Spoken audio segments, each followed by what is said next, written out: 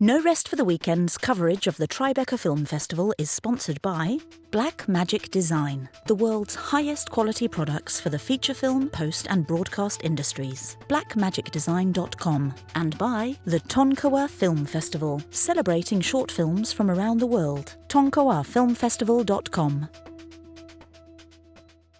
Hey everybody, Eric McClanahan from No Rest for the Weekend. I'm here with Lucia Garibaldi, the writer and director of Un Futuro Brillante, or A Bright Future, which is going to be screening this year at Tribeca's Film Festival.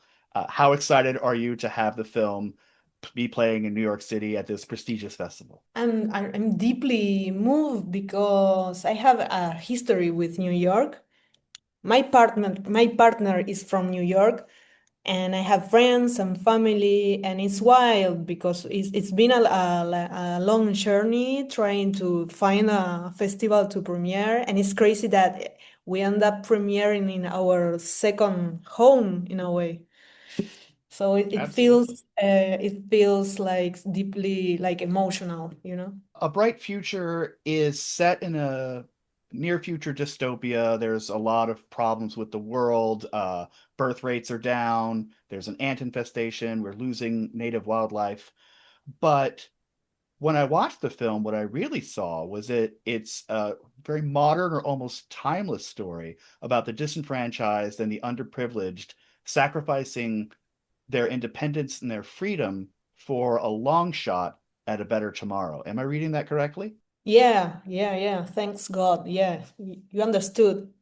Now, tell me about creating the character of Elisa Vic and also finding Martina as your lead actress, who is amazing in the role. Tell me about putting that together. You know, the main idea, the seed of the story was like I wanted to build a world where I can tell the story of the last young woman in alive, you know, in the neighborhood.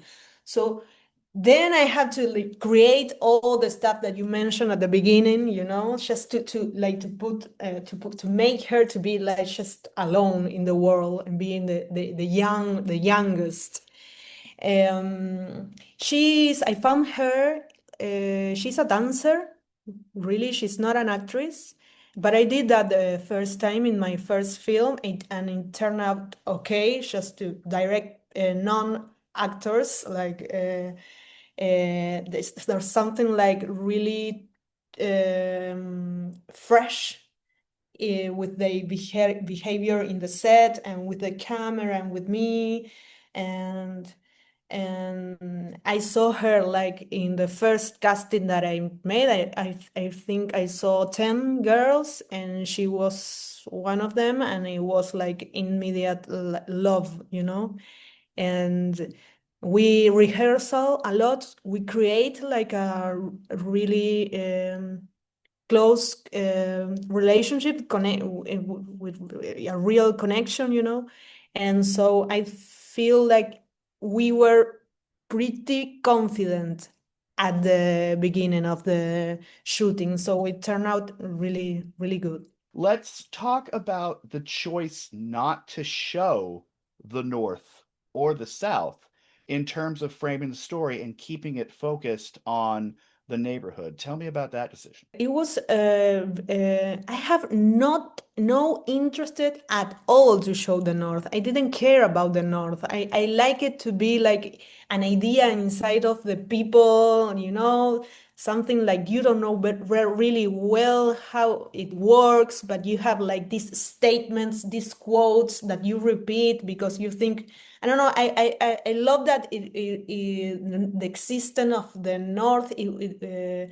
Turn out to be like some kind of gossip, you know, like people in the, you know, people who read the script told me and advised me to show the North in a way, but I was like really stubborn. Is that how you say stubborn? That I didn't care about that. I care about Elisa and what happened in the. I didn't care about that paradise. You know, I love like the idea of staying with the rebel who who also didn't care about that place. You know.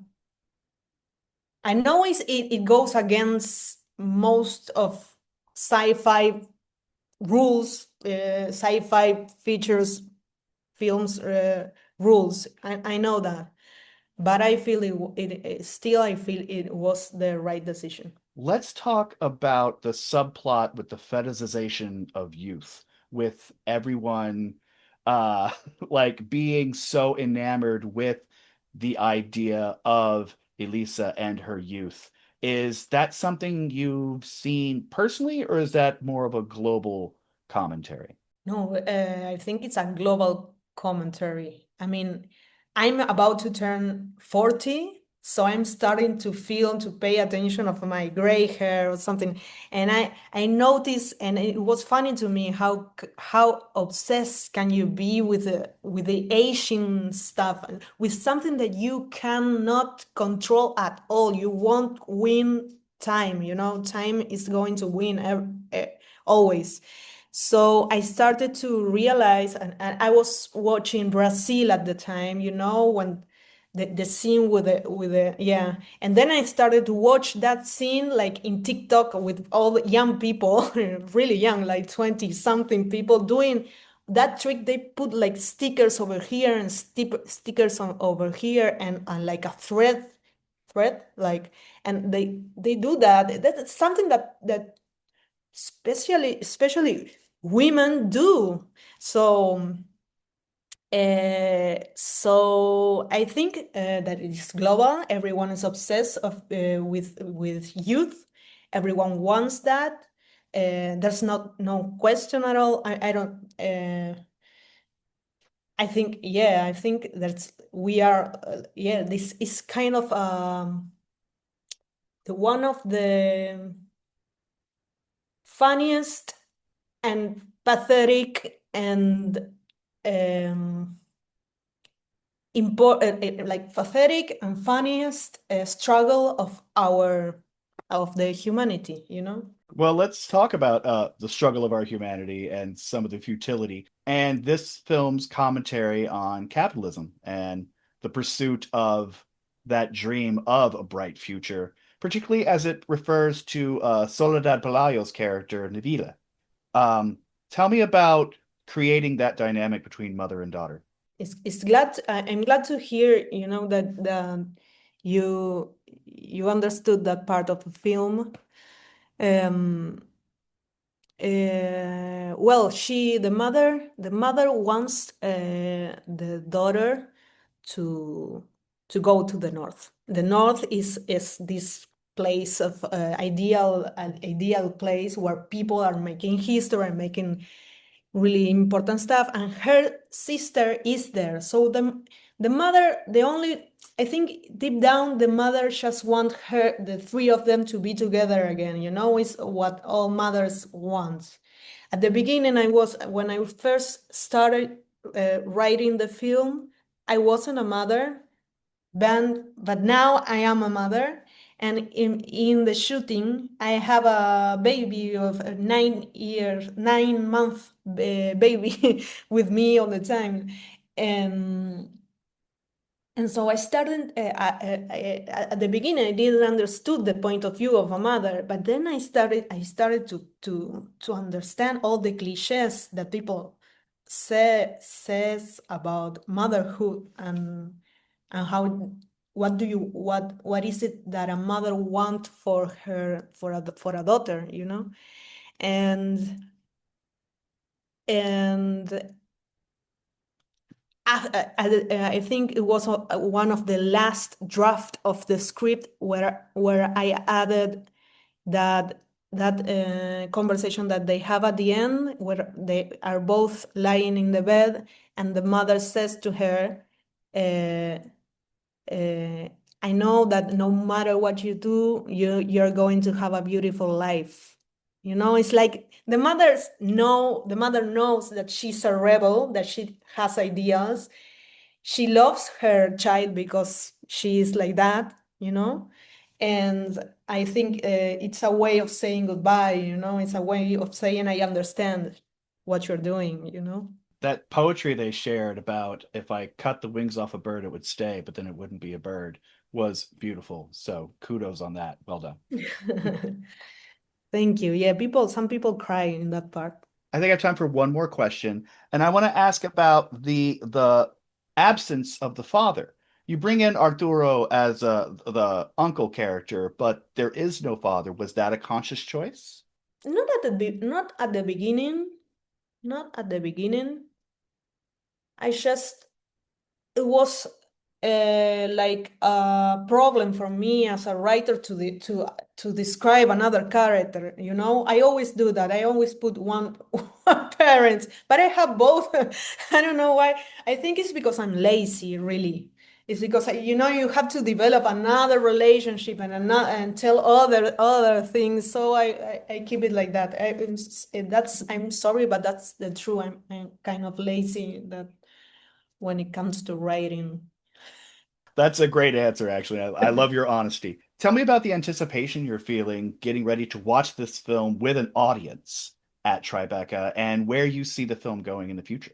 I'm nervous because I'm nervous. I'm feeling like I'm having like a lot of thoughts.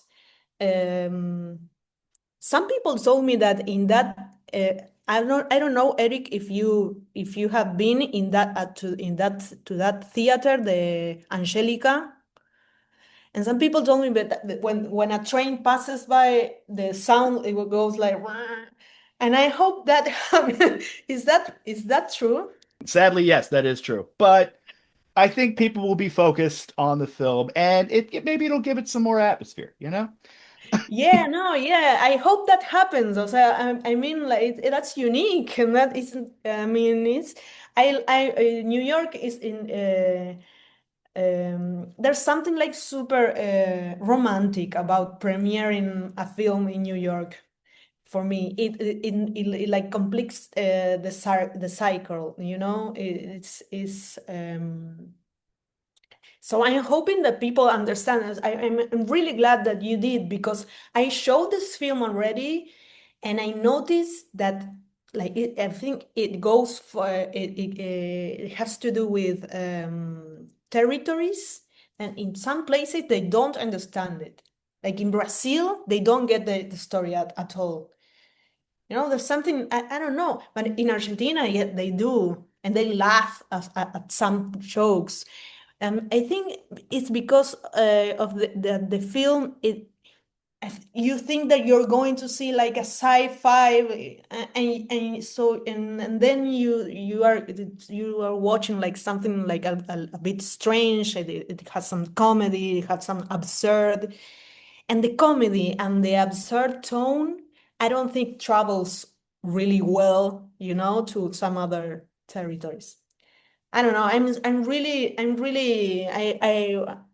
excited, and I have a lot of questions, and no, I don't know. I have no idea of how it's going to be. Well, I think there's a lot of irony to be found in that they didn't get it in Brazil, and Brazil, the film, was Yeah. almost like the inspiration for this. I think that's great. Thank you so much for talking to us, Lucia. Best of luck on the film. I'm very excited for your premiere, and I think it's going to be gangbusters. Congratulations. Thank you, Eric. Thank you. This is the BTRP Media Network.